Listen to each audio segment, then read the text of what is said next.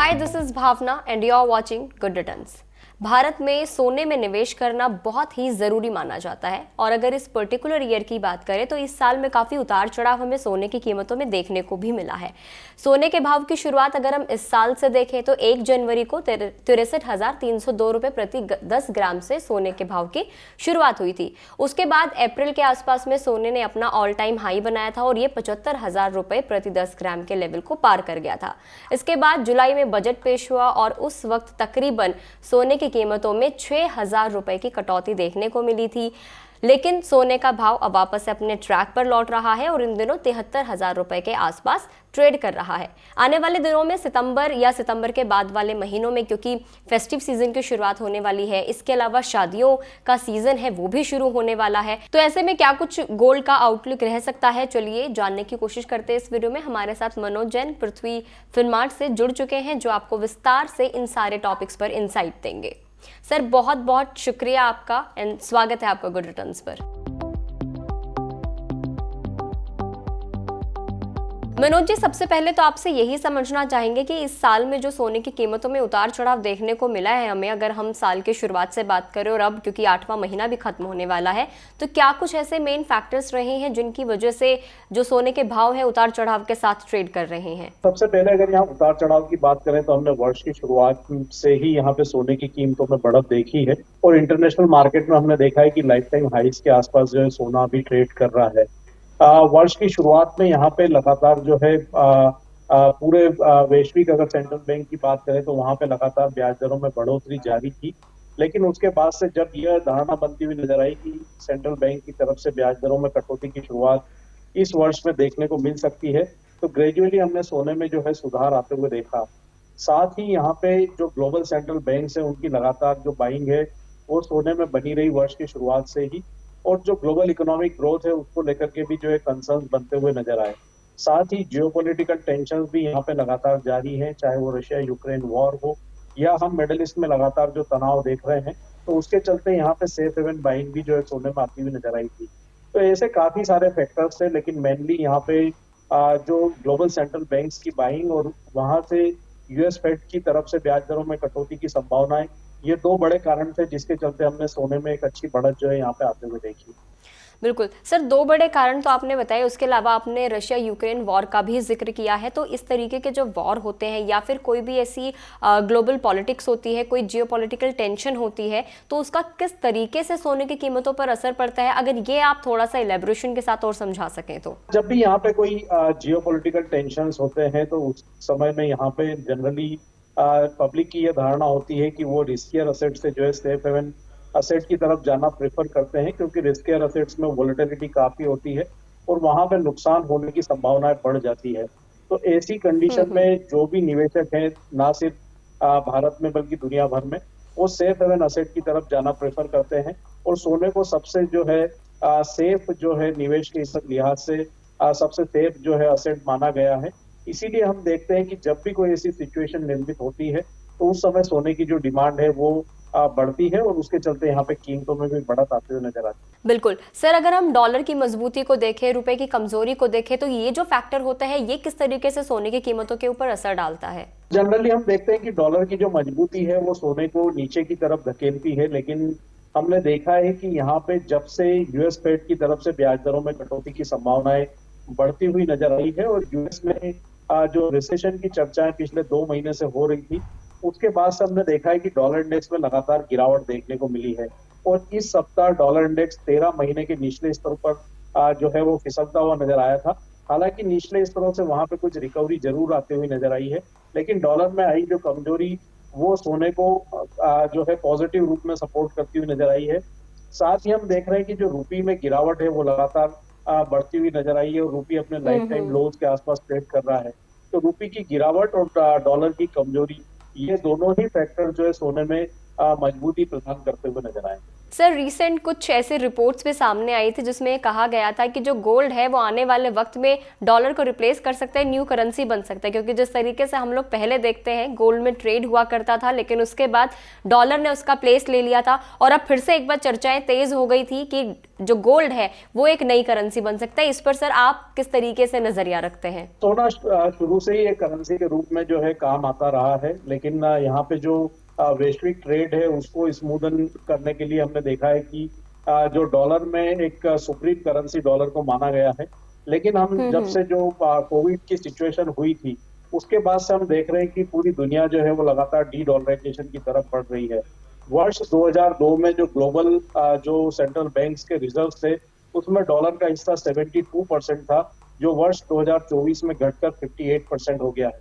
तो हम देख रहे हैं कि पिछले 22 वर्षों में जो डॉलर का जो रिजर्व है ग्लोबल करेंसी में वो 72% से जो है गिरकर 58% पर आ गया है।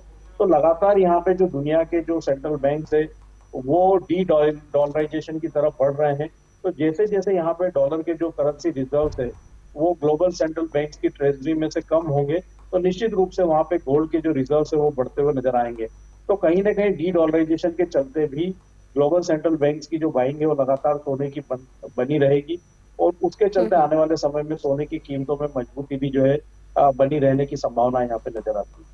सर आपने ये तो कहा कि आने वाले वक्त में सोने की कीमतें बढ़ती हुई नजर आएंगी। अगर अब हम पर्टिकुलर अगले महीने यानी कि सितंबर 2024 की बात करें तो इसमें आप गोल्ड का क्या कुछ आउटलुक देखते हैं? क्या अप्स एंड डाउन्स आने वाले सितंबर में और कौन कौन से ऐसे फैक्टर्स हैं जो सितंबर के महीने में गोल्ड की कीमतों को इम्पैक्ट करेंगे? सबसे बड़ा जो कारण है वो सितंबर मंथ में सोने की कीमतों को प्रभावित करेगा वो है यूएस फेड की जो है पॉलिसी सितंबर मंथ में है। और यहाँ पे ज्यादातर जानकारों का मानना है कि यूएस फेड मंथ से ब्याज दरों में कटौती है। तो हमारा मानना है कि वो एक सबसे बड़ा फैक्टर होगा जो सोने की कीमतों को अगले महीने प्रभावित करेगा। यूएस फेड की तरफ से ब्याज दरों में कटौती की शुरुआत हो जाती है तो यहाँ पे निश्चित रूप से वो सोने के लिए एक पॉजिटिव जो है कदम रहेगा। दूसरी चीज यहाँ पे यूएस फेड चेयरमैन की तरफ से कितने बेसिस पॉइंट की कटौती की जाती है, क्योंकि मार्केट 25 बेसिस पॉइंट को ऑलरेडी डिस्काउंट करके चल रहा है। अगर वहां पे लार्जर रेट कट देखने को मिलता है तो फिर एक बड़ा स्पाइक भी जो है सोने में देखने को मिल सकता है। लेकिन ओवरऑल ट्रेंड सितंबर महीने में यहाँ पे वोलेटाइल रहेगा और निचले स्तरों पर सपोर्ट बने रहेंगे। फेड की जो पॉलिसी मीटिंग है वो एक महत्वपूर्ण फैक्टर सितंबर मंथ में सोने की कीमतों को प्रभावित करता हुआ नजर आएगा। बिल्कुल सर, दूसरा फेस्टिव सीजन भी आने वाला है। अगर पिछले साल हम लोग दिवाली की बात करें तो 24 कैरेट का जो सोने का भाव था दिवाली जो कि 12 नवंबर के आसपास थी तो 60,600 रुपए प्रति 10 ग्राम था 24 कैरेट सोने का भाव। इस बार हम क्या कुछ इसके लिए एक्सपेक्ट कर सकते हैं? क्योंकि अमूमन हम लोग देखते हैं जैसे फेस्टिव सीजन आता है क्योंकि डिमांड बहुत ज्यादा बढ़ जाती है, इसकी वजह से प्राइसेस में भी हाइक देखने को मिलता है। तो दिवाली का क्या कुछ आउटलुक आप देख रहे हैं? हमारा मानना है कि दिवाली तक यहाँ पे नवंबर तक जो है कीमतें इंटरनेशनल मार्केट में 2650 से 2680 डॉलर तक जो है एक बार पहुंचती हुई नजर आएगी, जो भी लगभग 2550 डॉलर पर ट्रेड हो रही है। तो उस लिहाज से अगर भारतीय बाजारों में सोने की कीमतों की हम बात करें तो यहाँ पे दिवाली तक 75,000 प्रति 10 ग्राम तक के जो स्तर है वो देखने को मिल सकते हैं। तो वर्तमान लेवल से लगभग 2,500 से 3,000 रुपए तक की बढ़त सोने की कीमतों में भारतीय बाजारों में दिवाली तक देखने को मिल सकती है। यानी कि 76-77 हजार का हम एक लेके रख सकते हैं रफली आइडिया कि इतनी रह सकती है। सर क्या कुछ सही समय रहेगा नियर फ्यूचर में सोने में निवेश करने के लिए? क्योंकि जो लोग शादी ब्याह के लिए खरीदारी करना चाहते हैं सोने की या फिर दिवाली के लिए खरीदारी करना चाह रहे हैं, उन्हें अभी खरीदारी कर लेनी चाहिए या फिर उन्हें इंतजार करना चाहिए एक सही समय का? और वो सही समय कौन सा होगा? जिनको नियर फ्यूचर में अगले 1 से 2 महीने में रिक्वायरमेंट है तो उनको बिल्कुल वर्तमान लेवल पे बाइंग करना चाहिए, क्योंकि बड़ी गिरावट यहाँ से सोने में नजर नहीं आ रही है। और जो लंबी अवधि के निवेशक हैं वो सिस्टमेटिक इन्वेस्टमेंट के रूप में यहाँ पे कर सकते हैं, हर गिरावट पे एक्यूमुलेट करते जाएं। हमारा मानना है कि सोना 71,000 के स्तर के नीचे अभी जाता हुआ नजर नहीं आएगा और यहाँ पे ग्रेजुअली हम कीमतों में बढ़त आते हुए देखेंगे और जो MCX के जो प्राइस है वो 75,000 तक आते हुए नजर आएंगे दिवाली तक या इस वर्ष के अंत तक। तो यहाँ पे बड़ी गिरावट की गुंजाइश कम है, ऊपर में बढ़त की संभावनाएं ज्यादा है। तो लंबी अवधि के निवेशक हर गिरावट पे अक्यूमुलेट कर सकते हैं। जिनको नियर फ्यूचर में फेस्टिव सीजन के लिए विवाह के लिए अगर रिक्वायरमेंट है तो वो अभी वर्तमान स्तर पर भी यहाँ बाइंग कर सकते हैं। बिल्कुल, तो अगर आपके घर में शादी ब्याह या दिवाली के लिए आप सोने की खरीदारी करना चाह रहे हैं, तो जो अभी करंट लेवल आपको सोने का मिल रहा है, ये आपके लिए एक बेस्ट टाइम हो सकता है सोना खरीदने के लिए। सर, हम लॉन्ग टर्म की बात कर रहे हैं, तो अगले 5 साल के लिए अगर कोई 5 साल तक का अपना पूरा प्लान रेडी करना चाहता है गोल्ड इन्वेस्टमेंट के लिए, तो 5 साल के लिए क्या कुछ आउटलुक रह सकता है गोल्ड का? नॉर्मली अगर हम यहाँ पे गोल्ड का बिहेवियर देखें पिछले 10 वर्षों का, तो हम ईयर ऑन ईयर 10% या उससे ज्यादा के रिटर्न जो है गोल्ड ने बना करके दिए हैं। तो उस लिहाज से अगर हम देखें और यही परफॉर्मेंस आगे भी जारी रहती है, तो आने वाले समय में हमारा मानना है कि सोना इंटरनेशनल मार्केट में $3400 से $3500, वर्तमान लेवल से लगभग $800 से $1000 तक की जो है तेजी अगले 4 से 5 सालों में इंटरनेशनल मार्केट में देखने को मिल सकती है।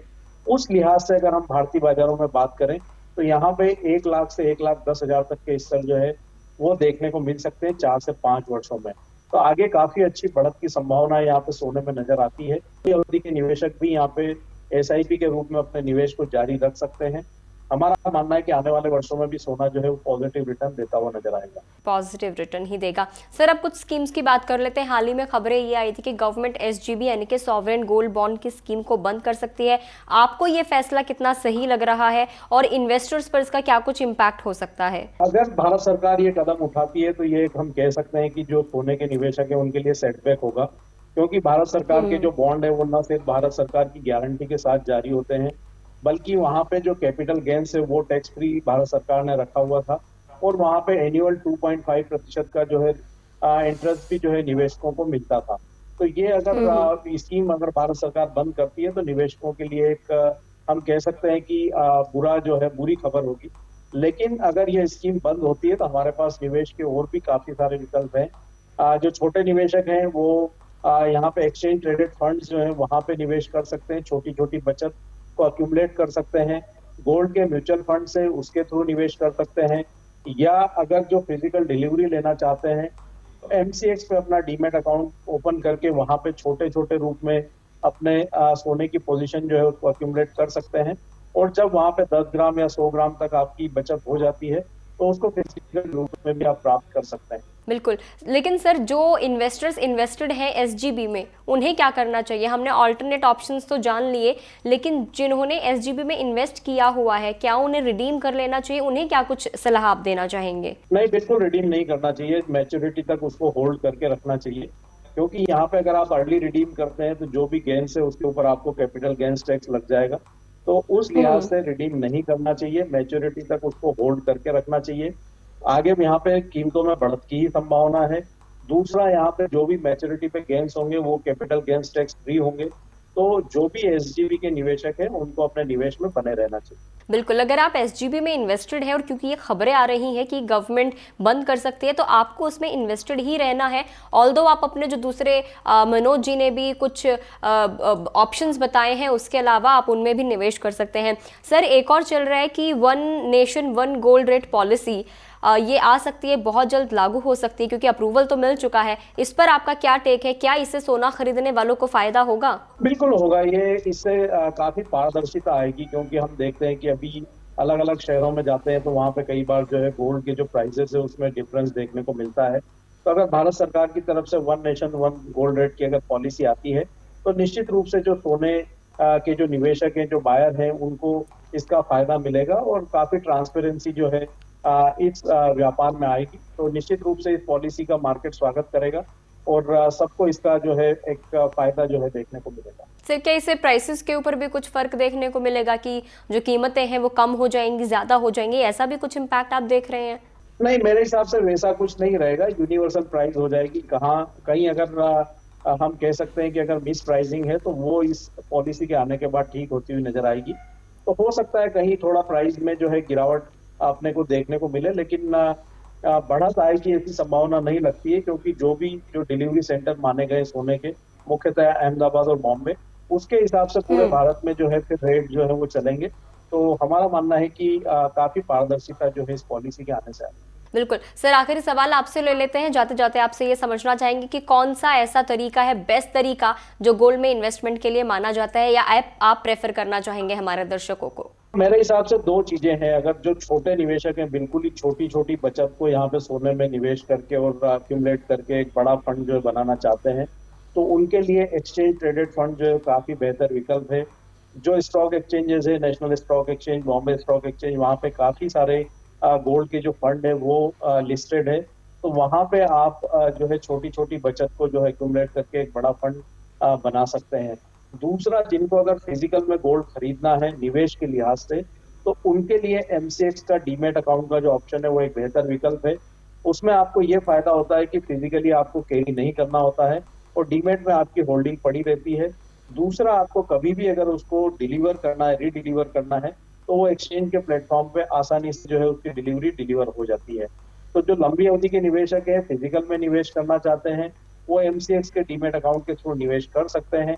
जो बिल्कुल ही छोटी बचत को अक्यूमुलेट करके एक बड़ा कॉर्पस बनाना चाहते हैं, तो उनके लिए एक्सचेंज ट्रेडेड फंड काफी एक अच्छा विकल्प जो है सोने में निवेश का नजर आता है। बिल्कुल, या तो लंबी अवधि के हैं तो आपके लिए डीमेट, एमसीएक्स डीमेट, और अगर आप शॉर्ट टर्म के लिए छोटे छोटे पैसों से आप अपना एक बड़ा फंड तैयार करना चाहते हैं तो आपके लिए ईटीएफ बेस्ट रहेंगे। Sir, thank you so much हम लोगों से जुड़ने के लिए और इतनी यूजफुल इन्फॉर्मेशन हमारे दर्शकों के साथ साझा करने के लिए। Thank you sir. Thank you. तो अभी आपने मनोज जी से समझा कि सितंबर का आउटलुक क्या कुछ रह सकता है, इस साल 2024 के एंड तक सोने की क्या कुछ कीमतें रह सकती है, और उसके साथ ही हमने लॉन्ग टर्म का भी एक आउटलुक मनोज जी से समझ लिया है कि अगर आप 5 साल का देखना चाहते हैं कि गोल्ड के क्या कुछ प्राइसेस रहेंगे तो उसमें 1 लाख रुपए के आसपास की कीमतें हो सकती हैं। तो अगर आपके घर में शादी ब्याह है या आप दिवाली के लिए इन्वेस्टमेंट करना चाह रहे हैं तो आपके लिए जो अभी का टाइम है वो एक बेस्ट टाइम हो सकता है इन्वेस्टमेंट के लिहाज से। आप इन्वेस्ट करना चाहते हैं, आप सोना खरीदना चाहते हैं तो आप अभी उसे खरीद के रख सकते हैं ताकि आप आगे तक के लिए आपको कोई परेशानी ना हो। तो गोल्ड और सिल्वर से जुड़ी हर छोटी बड़ी अपडेट के लिए आप गुड बटन्स के साथ बने रह सकते हैं, और अगर आपका कोई सवाल है गोल्ड सिल्वर के ऊपर तो वो भी आप हमें कॉमेंट सेक्शन के जरिए पूछ सकते हैं। अगली बार जब हम मनोज जी से मुलाकात करेंगे तो हम पूरी कोशिश करेंगे कि जो आपका सवाल है उसका जवाब हम उनसे जानने की पूरी कोशिश करेंगे। तो वीडियो में इतना ही। जानकारी कैसी लगी कमेंट करके जरूर बताएं। अगर फेसबुक पर देख रहे हैं तो फेसबुक पेज पर लाइक करें, यूट्यूब पर देख रहे हैं तो गुड बटन्स के यूट्यूब चैनल को सब्सक्राइब करना ना भूलें।